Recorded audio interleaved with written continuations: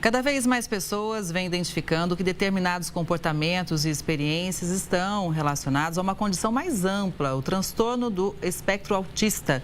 Um levantamento realizado lá nos Estados Unidos demonstra o salto no número de diagnósticos. Há 20 anos, havia um caso de autismo a cada 150 crianças.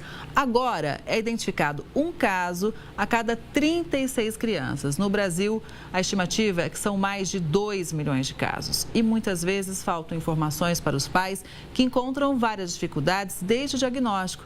Pensando em ajudar essas famílias, teve gente que resolveu agir.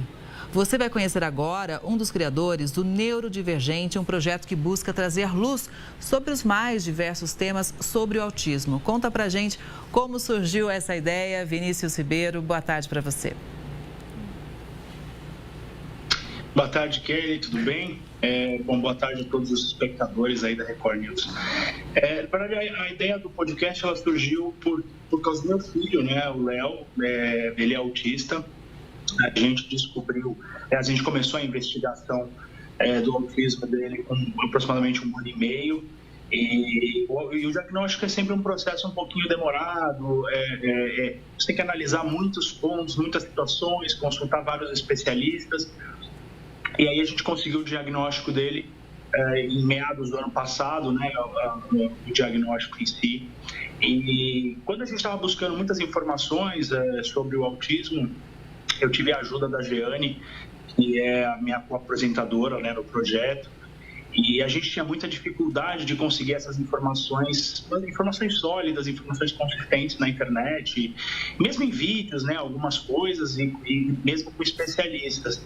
Então, a gente decidiu junto criar um projeto que pudesse ajudar as famílias e as pessoas que têm alguma dúvida, né, sobre se o seu meu filho tem alguma coisa, tem autismo, tem alguma outra neurodivergência.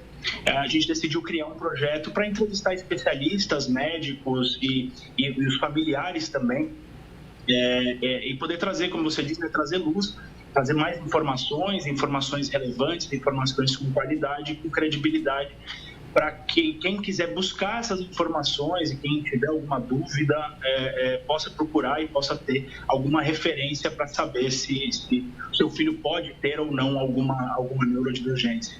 Você sabe, Vinícius, que pensando aqui na nossa entrevista, a gente procurou algumas entidades, né, que trabalham com o autismo. E a informação de todas foi o seguinte: no Brasil não existe nenhum órgão que reúna num único lugar todas as informações, como, por exemplo, os números de casos. Por isso que no começo eu citei o levantamento americano, que é o único que traz uma estimativa. Por aí a gente tem uma dimensão, né, da dificuldade realmente de acesso à informação segura aqui no país. Quais são as principais dúvidas que os pais enfrentam, principalmente no começo, quando o diagnóstico ainda está confuso, não há certeza se a criança realmente tem o autismo ou não? Então, a principal queixa é você não saber exatamente quais são os sintomas. Então, por exemplo, quando a gente estava logo no começo da investigação, a gente tinha uma dúvida muito grande, porque meu filho tem 4 anos agora, então ele nasceu no comecinho da pandemia.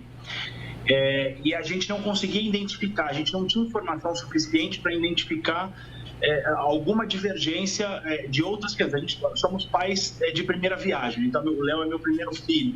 A gente não tinha referência com outras crianças. Quando você tem um outro filho um pouco mais velho e que seria neurotípico, você tem uma facilidade maior de identificar algumas discrepâncias. Bom, você vai falar, nessa idade ele precisaria estar falando essas palavras, estar tendo determinadas atitudes, né, no desenvolvimento dele. Então as famílias têm muita dificuldade nisso, de observar esses primeiros sintomas, como por exemplo o olho no olho, né? Então, por exemplo, se a criança ela olha no seu olho, mas ela não mantém esse olhar fixo por muito tempo, isso já é um sinal. Então as famílias têm dificuldade em observar esses sinais.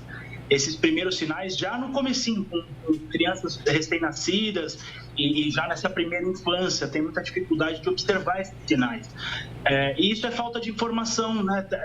Principalmente, eu falaria principalmente para famílias que dependem da assistência pública.